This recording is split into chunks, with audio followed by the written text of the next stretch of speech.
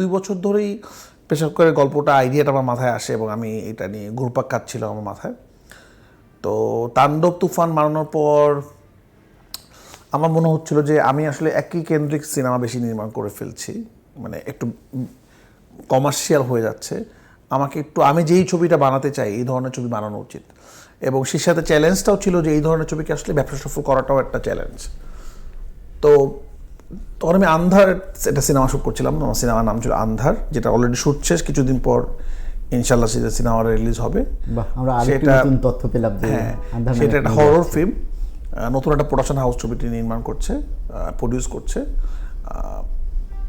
তো সেই সিনেমাটা পূজাতে আমাদের রিলিজ হওয়ার কথা, পূজা অথবা অগাস্ট নেক্সটে, এই বছরই মুক্তি পাবে। সেই সিনেমা শ্যুট করার পর তখন আমার মনে হলো যে আমি আসলে এখনই এই ছবিটা বানাই, এবং আমার সবচেয়ে কাছের মানুষ বলতে গেলে আমার গার্জিয়ান, আমার বড় ভাই, আমার মানে তাকে কী নাম দিব জানি না, যার কাছে যে কোনো কিছু আবদার আমি করতে পারি, যে কোনো বিপদ আপদে বলতে পারি যে আমি এখন কী করব, সেটা সাগর ভাই।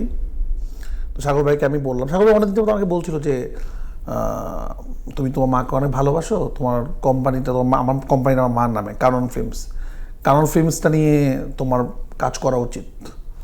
কারণ সাগর ভাই নিজেও তার মার প্রতি তার অনেক বেশি ইমোশন। তো আমার এই জিনিসটা উনি দেখে সবসময় উনি বলতো যে ওনার এই জিনিসটা ভালো লাগে। তো সাগর ভাইকে বললাম যে আমি কানন ফিল্মস থেকে সিনেমাটা প্রডিউস করতে চাই। তো বললো ইমপ্রেস টেলিফিল্ম আমার তোমার সাথে আছে, সমস্যা নাই, কোন টেনশন করো, তুমি সিনেমা প্রডিউস, আমি আছি। এটা অনেক একটা বড় শক্তি ছিল, মেন শক্তি এটাই ছিল। তারপর ইমপ্রেস টেলিফিল্ম এবং কানন ফিল্মসের যৌথ প্রযোজনা ছবিটি হলো, এবং এই তো ছবিটা আলহামদুলিল্লাহ এখন তো আমেরিকাতে চলছে। তো ভালো, এই ছিল জার্নি। আর ডিফারেন্ট স্টোরি, আমাদের একটু টেনশন ছিল, এবং সবচেয়ে বড় ব্যাপার এটা কিন্তু 18+ সিনেমা।